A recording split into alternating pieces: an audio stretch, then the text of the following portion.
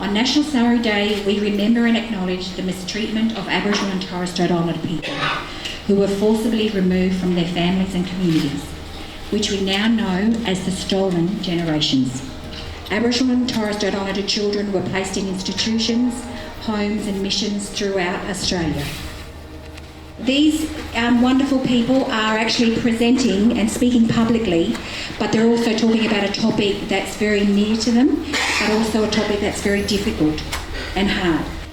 So firstly, we have Dr. Eileen Cummings, first generation stolen generation, removed and taken to Croker Island in the early 1940s. Then we have Uncle Halpenhart, first generation Croker Island survivor. Then we have Uncle Francis Storer, first generation Retta Dixon survivor. Miss Rosanna DeSantis, descendant of the stolen generation, whose mother was placed at Garden Point Mission on the Tiwi Islands. Another descendant of the stolen generation, Miss Lynette Fijo, who also lived at Retta Dixon in Darwin with her parents.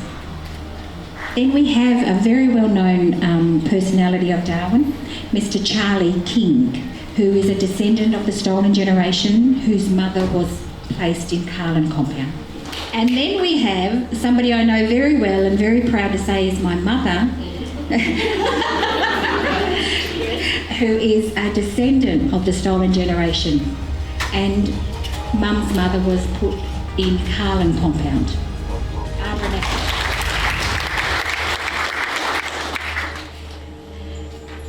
So I guess we're just going to have a yarn and a conversation, so you decide what questions you want to contribute to the discussion. It all began back in 1911, Native Affairs and Native Ordinance. 1923 was significant, where they actually passed an act that Aboriginal women were not the custodian of their child. It gave the government their so-called powers to remove children of which we just had a different coloured skin. I was taken away when I was 10. We were supposed to go to the bungalow. And beside my name it says, no, we don't want them. We're full. So they sent us out to Croker Island. So yeah, we just moved around like cattle. 1967 referendum. Up until then, I didn't know whether I was a flower or an animal. Flora and fauna. 1967, Aboriginal people were allowed to vote. So we've been through a fair bit, but we're still here. If I can just add on to that, I always wondered why or how these people who were picking up these children knew where they were. So that is, the territory's a big place and they're only getting around on horses. And so I went back and I researched and I found that there was an act that said it was unlawful on people who knew that there was a child there who was not full Aboriginal, fathered by whatever, yeah. If they knew they were there, then it was unlawful for them not to give that information to the police and welfare who were roaming around the territory looking for these kids. My parents were put in the home at a young age. My father was put in to Retta Dixon home, and also my mother. I grew up in Retta Dixon home with my parents. Our parents didn't speak much about when they was put in the home because it was very traumatising for them. They told us when we was old enough, and it was really hard for myself and my two brothers.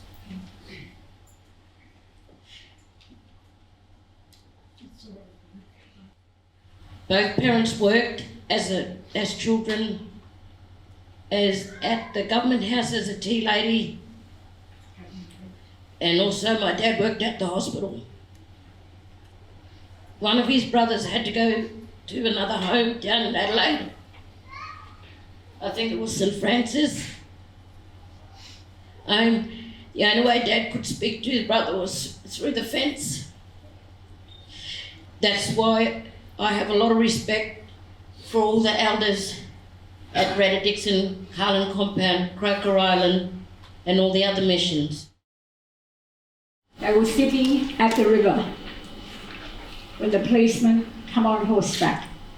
They picked her up, stole her. Her mother chased after them, tried and tried to get her baby, her daughter, back. It didn't happen. They put her on a buggy and they brought her into the Harlan compound. She was 8 years old. My mother stayed by the fence, waiting and waiting for her mother, who she never saw again. The system needs to look at what has happened here. This was a law of the time. A law of the time that could take children. My mother was taken because of the colour of her skin. Today, I share this story with you in the hope that this never happens again. I was taken from my family in 1946. I was 4 years old. I often, thought about my family because I never grew up with my mother or my father. I lived with parents, foster parents that looked after me. Arlen's mother-in-law, she looked after me when I was a 10-year-old boy. And after that, I was 11-year-old, I went back to the farm. Thanks for coming to listen to me. Okay? From the bottom of my heart. Sorry, we get a little bit emotional sometimes. We're trying to tell you the stories, but all the time it still hurts. So Mum was taken as a 5-year-old in 1939, and she still considered herself fortunate because she was put at Garden Point Mission. And that just blows my mind, thinking my mother could think so positively about such a traumatic time or event. Aside from the awful terribles that they had to endure with being punished for speaking their language, speaking Tiwi language, they were punished because the laws made it so that they had to speak English. But I flipped the narrative on that because when I went back to Tiwi Islands for 10 years and I lived and worked there, I reconnected with family and I learned language, and I now share that with my children. And we're not fluent by any measure, and it's not just the swear words we know. And for those of you sitting in there, I can see my sister-in-law there. She knows how much of a mischievous character my mother was. But it's terrible to think that a child that young could be beaten for speaking what should be right in their own language. Those are the things that happen to the stolen generation, and we want this recorded in the history of this country, because after all, we are the First Nations people of this country. This is our land. It's been taken off us, it's been mined, it's been done, all sorts of things. But have they ever thought about the children who they removed from the country? Because we can't fight. I have arguments all the time with my mum at Nooka because my grandfather is the head of that country. And they say, but Arlen, you don't live there. I said, who cares? My grandfather lived there. And all my people live there. I'm still his descendant. But of course I don't get recognised in that area. And it's a sad thing. That's how all the time the stolen generation people, we don't only fight for the government, we also fight our land councils because we're not recognised there. Just because we were removed from that country, and how dare they say that when we were born of that country, that's where we came from. Those are the things that I want people to remember and to realise, and we want the government to still recognise that. I couldn't talk about this until about 10 years ago. It was too difficult to talk about because much of it I didn't know for starters. But what happened in that compound, we don't know. We don't know. But if you have a look at that little A-frame thing there with the photos on it, the top two photos are the kids in the Carlin compound. The bottom two photos are kids in a concentration camp. Have a look at their faces, have a look at the trauma of being removed from their family. So it was a really traumatic thing. And Sorry Day is great, I know that, and we come in, we talk about it. We'll all go home, but you know what? The hurt will still be here with us. We'll still find it difficult to talk about and difficult to share. But we're connected in common with our colleagues here or people here who've all suffered the same sort of thing. So, ladies and gentlemen, I wanted to take you on a little bit of a journey back by video, back when our family went to find where Mum was taken from, Limbunya Station. But hope you enjoy it. It only goes for about 3 minutes. I want my children, my grandchildren to know who they are and feel proud of that. I want them to understand who the Gurindji people are. I mean, I'm proud of my Gurindji heritage. ABC Sports commentator Charlie King is part of the celebrations. Got it across their half-back line. They're free out on the wing. For the first time, Charlie King has brought his entire family back to country. This land is not only the birthplace of land rights, but it's where Charlie King's mother was torn from family and country, one of the stolen generations. That's a great goal. Mum said she thought they were just going for a ride, and then she tried to get off, but they wouldn't let her off, and they tied her on the horse, I think, in the end, because she was just beside herself, because it all was clear to her that they were taking her away.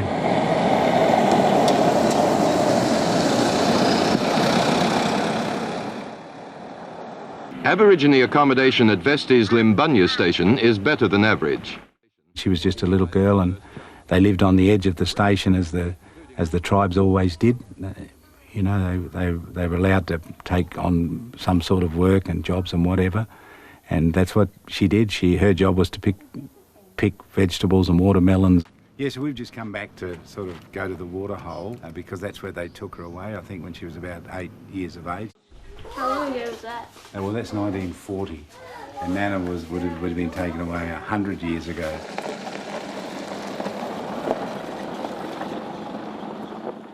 Crazy to think that Nana was here. Yeah, would you think? As a little girl. So she would have been about Mia's age? Yeah. She would have come down here, Mia, to this, and she would have swam in that. I said, what do you remember of your childhood? And she said, I just remember riding bareback on horses wherever I wanted to go. And then eventually they came and got her and took her away from here. This is the land where his mother was taken away on horseback. The Gurindji men, about 5 of them, followed those horses for more than a week. And Mum knew that they had spears and they had weapons that they were carrying, and they were obviously looking for a way in which they could get those children and bring them back. But they were afraid of the guns. They knew of the massacres. They knew that how strong the weapon was, and they didn't want to fail in what they were doing. But I think they followed them for a week on foot. And then, in the end, Mum said one night she looked and they weren't there, and she realised that they must have gone back without the kids. They were taken to the Carlin compound in Darwin, a reserve used to segregate and control Aboriginal people. There, the 3 girls were separated.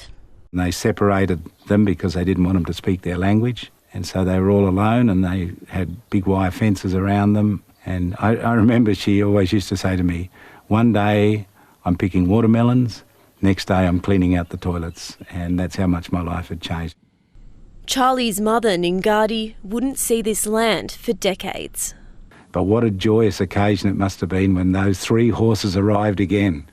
20 years later, Dad, Mum and a pack horse coming out of the east, riding into this rockhole area, and there stands her mum, and,